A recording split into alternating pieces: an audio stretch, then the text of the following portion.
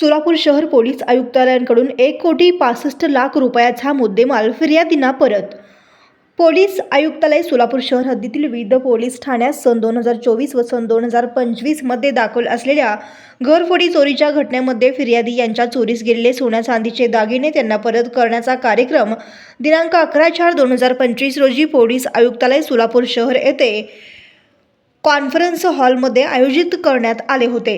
त्याप्रमाणे पोलीस आयुक्तालय सोलापूर शहर घटकातील सर्व पोलीस ठाणे अभिलेखावरील मालाविषयी उघडकीस आलेल्या एकूण 15 गुन्ह्यातील जप्त मुद्देमाल, त्यामध्ये 1100 ग्रॅम सोन्याचे दागिने व 1000 ग्रॅम चांदीचे दागिने असा एकूण 1 कोटी रुपये किमतीचे दागिने संबंधित फिर्यादी यांना नियमानुसार परत करण्यात आले आहेत. त्याचप्रमाणे सायबर पोलीस ठाणेकडील विविध घटनेत सायबर फ्रॉडला बळी पडलेल्या 8 व्यक्तींचे सुमारे 65 लाख रुपये हे त्यांना परत करण्यात आले आहेत.